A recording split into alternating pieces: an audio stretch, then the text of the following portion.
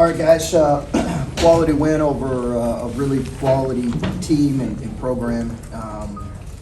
You know how good Wisconsin is, how consistent they've been, and how well coached they are.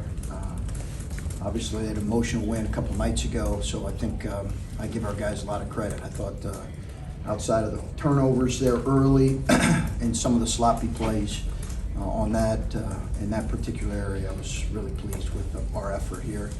And most importantly, we had a good week. A road win, tough win in the middle of the week, and then finished up with a home win. Some of the points per possession were about where you guys have been all season, but you put up what you put up and you get what you get from EJ against a defense you told us yesterday you considered elite. What did you like about what you got from your team at the end of the court? Offensively, you're saying? Yeah. You know, listen, I think Adam,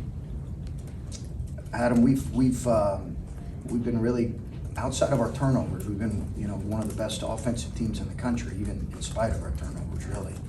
And we have a top 10 offense again. We'll see if he can be consistent with that, Adam. But our versatility on the front line really helps. And then if our guard play can continue to grow, I thought we had some good moments from some of those guys tonight. That will really help us continue to have an elite offense. And when EJ is scoring the way that he was tonight, and we've seen it at times this season, but what does that do as far as taking maybe some of the burden off some of the other guys and just like letting guys find their roles instead of having to play out of their comfort? Yeah, you know, he's such a weapon. And the kid can roll out of bed and get you 15 or 20. That's just how he's wired. And he's always been that way. And we've been able to move him around and play him in a lot of different positions schematically with his increased versatility. And I think that's what helps, because I think if you just put him in one or two spots, that's going to limit him. So he's really taken advantage, I think, of just the fact that he's gotten a lot better and improved, and his teammates' ability also to find him in different spots and move him around on the floor. Coach, some of this was obviously they missed a lot of shots today, but you guys ended up out-rebounding them by 21 today. How big of an emphasis was that, and just how important was that, given that on paper they're a bigger team than you guys? Yeah, no, I think we tend to make a lot of big deal out of big guys. I think I get your question, because as you know, our two biggest keys right now, or two biggest challenges, have been defensive rebounding to start the season, as you know we talked about, and turnovers. And so it was I appreciate the question, because it was a major point of emphasis. It's kind of how I think were able to get back in the Indiana game a little bit. Now every team's different at home, but that was a major key, is keeping them off the glass. And I thought our zone helped us. You always worry about that in a zone. I thought our zone helped us, but our defensive rebound and our turnovers, those are like the two areas as coaches right now where we've got to figure out how to get better in those areas. And Coach, EJ just told us, he said, when we run our stuff, I feel like we're the best team in the nation easily. I just wonder, what's your reaction to that quote, and what do you make of that confidence from EJ and how you guys are playing right now? Well, I mean, I love confident players, but I haven't seen every team in the country, and I'm just worried about, can we be the best version of us? But listen, I'll take a confident player over a player who doubts himself any day. I love confident players. So the defensive rebounding and turnovers today were not issues. They've been issues with Florida, Seton Hall, a lot of teams. Yeah.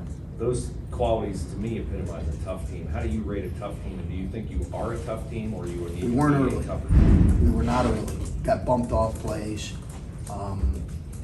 Today, early, we were not. No, I thought we were not, and it's my fault. I thought we were really soft with the ball early. Really soft with the ball early. Some of those turnovers were caused because they're physical, but I thought early we were really soft with the ball. And we've got to play better, and we've got to. I obviously didn't get that message across. We tried to our guys. You know, we rounded into form and played with more force offensively, but still 14 turnovers. That's higher than I'd like for it to be honest with you. the defensive rebounding was good today. It was good. When you were down six, or whatever it was early, it was turnovers, and it looked to me like you were taking too many threes, which I think if you asked Greg Gard, he'd like you to take a lot of threes and turn it over. Then you started driving it from the post. Was that something you adjusted in the timeout, or just did better off the pregame scouting? Yeah, I don't know. I agree with you on attacking the paint for sure, but in the turnovers, I don't know that we were taking too many threes. We're always going to take a lot of threes. You know, I think we talked about that. That's always going to be a part of our style and how we play. I think it's a really important part of the game, but we can get a little three happy at times. I don't know if we were in that stretch, maybe we were, but the turnovers were an issue. With EJ, I mean, the 2 turnovers early, and then he kind of found his rhythm a little bit. Yeah. Had possession. I mean, how important was that to see that much improvement, especially with that being the emphasis for EJ over the past year? Yeah, because we talked to EJ and Ryan Peden put a chart together looking at guys at his position in the past and turnover rate and those kind of things. So EJ's aware. You don't want to, you want kids to be aware of it and understand, hey, these are specific ways they can get better. At the same time, he's got to play with some aggressiveness. So it can't freeze him up. There's a balance there. It's like a quarterback throwing interceptions. I think there is a balance. You don't want it to take away from his aggressiveness. So I think that's going to be a challenge for him. He's handling the ball way more in positions than what he did last year. So his turnovers are naturally going to be increased. But he also had 4 assists today, which were good to see. And he's getting better in that area. And I guess defensively, especially, limiting Wisconsin to like 33% shooting. Was there a different level of aggressiveness? It's not like you guys forced a lot of turnovers, but it seems like they were getting a lot of difficult shots. They were. I thought they made some tough ones early. Davison, he's a really good player, and they made some really tough ones early. I know it's going to be, we're going to go back there. It's going to be a completely different game in terms of how they shoot the ball. They missed some open ones, but they also, I think we forced some tough ones. And again, our zone helped. You touched on your frontline versatility a moment ago. EJ, obviously, and even to a certain extent Kyle, I think, have done a pretty good job of kind of decking it and attacking from the perimeter, getting to the rim. Like, for both of those guys, just how much of a weapon is that for your offense? I think it's so important in today's game to have versatile frontline guys. I just think it's so important because it gives you flexibility and freedom in your offense. I don't think you can have a top 10 offense, an elite offense without versatility on your front line, the ability to deck it, and really in some cases be 3-level scorers. So we continue to try to recruit that way with the versatility at the forward position. Kyle's really grown. Obviously, we talked about his shooting, but also his ability to deck it. But I think you're right. I think it's so important if you're going to be able to attack defenses. And Michi had a really nice spurt there in the second half, a couple threes, steal, assist. And there were other times too where it felt to me like the pace that he was playing with kind of changed the dynamic of the game a little bit. I know he's still very young, but when he's on, like, how much do you think he has an ability to do that kind of stuff? I liked, you mentioned his pace, his speed, but I also thought he changed speeds tonight well. Had a really good play on the break where he just made simple, easy plays. I think we're seeing growth out of those young guys. Malachi had a great week. He struggled tonight, but had a great week. I think we're seeing growth out of those young guys. But we also need a guy like Jamarian Cedric to give us, at times just stabilize us a little bit. And those guys did that. But yeah, I agree with you. I thought Michi making a couple shots that were kind of time and space threes where he had a chance to get his feet set. He made some good decisions. Made a really good pass on a reject to set in the first half. So really happy for him. You guys zoom that out a little. You're 2-0 in conference play before Christmas. What does that mean to you? And as you dive back into non-conference play, what does it mean to have those games in your back pocket now? It's important to get off to a good start. I think we've been 2-0 once or twice here, maybe before, but it's nice to get off to a good start. But the schedule has ebbs and flows to it, right? You have stretches where you play more road games in a while. So I don't really make too much of, makes your Christmas a little better. That's for sure. But outside of that, I don't make too big a deal of it. to get through those 2 games and to get 2 wins in conference play with the young guys playing the way they did in those 2 games, how important is that to be able to, once these 3 non-conference games are over, to go back into conference play to look at those 2 games and say, look, this is what you guys did in those 2 games, now can it translate? Yeah, I think it's really important. Getting those guys, young guys, experience in league play. You know, at Penn State, which we knew was going to be a tough game because any road Big Ten game is. You know, I think that it's really important that those guys, and it's not just the young guys, but outside of Jamari, it's the new guys like Cedric who have never played against Wisconsin or haven't been on the road in the Big Ten. You know, we're going to run into some incredible environments. Our young guys, I think it helped us playing in some really good ones, and it just helps those guys getting experience here.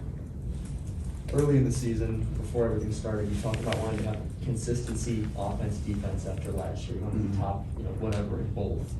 You got some good stuff from Miki today on the defensive side. Got some good stuff from Justin today. Do you think this team is starting to find their defensive identity? Are they where you want them to be, or just kind of still getting there? We're a work in progress, but we've been better on that end this year. Our numbers would suggest that, and we have been, but we're still a work in progress. You know, it's still a challenge. Jake's doing a great job at with our system, but we're still a work in progress because we're coming off our worst defensive effort of the year, so we got to be more consistent. You guys just beat another top 25 team. The Duke wins huge, Seton Hall wins huge, but it's not just about beating them. You kind of dominated there in the second half. What does that do for the mentality of this team?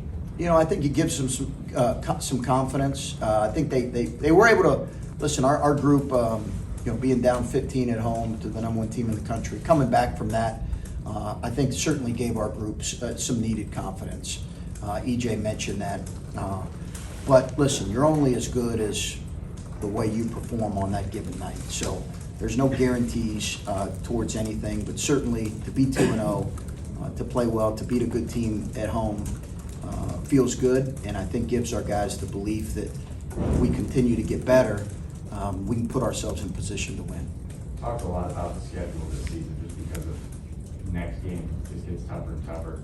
How quickly does the attention shift to next Saturday, and how does the team do it with all of these tough games without much of a break? Yeah, this was a busy stretch here.